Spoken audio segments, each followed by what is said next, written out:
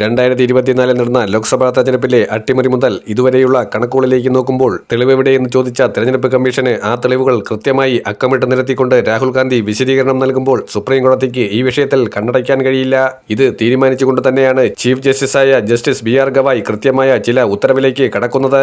അതായത് രാഹുൽ ഗാന്ധി എന്ന പ്രതിപക്ഷ നേതാവ് രാജ്യത്തിന്റെ അഭിമാനം കാത്തുസൂക്ഷിക്കാൻ വേണ്ടി തന്നെയാണ് ഒരു ഭരണഘടനാ സ്ഥാപനത്തെ ചോദ്യം ചെയ്യുന്നത്.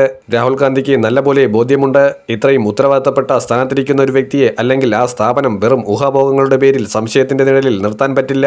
മാനനഷ്ടത്തിന് കേസ് കൊടുത്താൽ അത് തന്റെ രാഷ്ട്രീയ ഭാവിയെ വലിയ തോതിൽ സ്വാധീനിക്കുമെന്ന് അറിയാത്ത വ്യക്തിയല്ല രാഹുൽ ഗാന്ധി.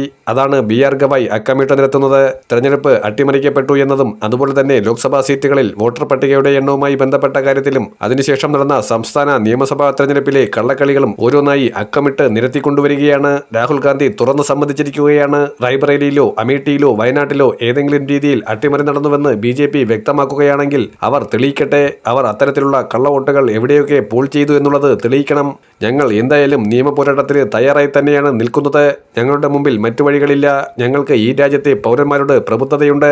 ഭരണഘടനയാണ് ഞങ്ങൾ ഉയർത്തിപ്പിടിക്കുന്നത്. ആ ഭരണഘടനയെ സംരക്ഷിക്കണം. മനുസ്മൃതിയും ഹെഡ്ഗേവാറിന്റെയും ഗോൾവാക്കറുടെയും ഒക്കെ നയങ്ങൾ നടപ്പിലാക്കാനുള്ളതല്ല ഈ രാജ്യം.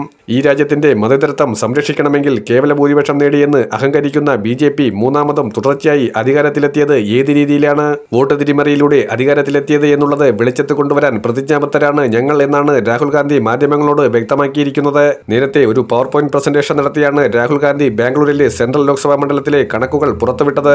ഇതുപോലെ ഓരോ മണ്ഡലങ്ങളിലെയും കണക്കുകളെ സംബന്ധിക്കുന്ന കാര്യങ്ങൾ കോൺഗ്രസ് നേതൃത്വവും ഇന്ത്യ നേതൃത്വവും ഓരോന്നായി പുറത്തുവിട്ടിരുന്നു. 300 MPമാരെ ചേർത്തുകൊണ്ടുള്ള ഒരു വലിയ മാർച്ചാണ് ഇലക്ഷൻ കമ്മീഷന്റെ ഓഫീസിലേക്ക് രാഹുൽ ഗാന്ധിയുടെ നേതൃത്വത്തിൽ നടന്നത്. ഒരുപക്ഷെ സ്വാതന്ത്ര്യലബ്ധിക്ക് ശേഷം ഇന്ത്യ രാജ്യത്ത് കണ്ടിട്ടുള്ള ഇലക്ഷൻ കമ്മീഷനെതിരെയുള്ള ഏറ്റവും വലിയ ശക്തമായ നീക്കങ്ങളിൽ ഒന്നാണ്. ഇതിന് അഴിയണമെന്നുള്ളത് ഉറപ്പിച്ചിരിക്കുകയാണ്. ഞങ്ങൾക്ക് സുപ്രീം കോടതി അല്ലാതെ മറ്റ് ആശ്രയമില്ല. ഭരണഘടന സംരക്ഷിക്കപ്പെടണമെന്നാണ് രാഹുൽ ഗാന്ധി വ്യക്തമാക്കിയിരിക്കുന്നത്.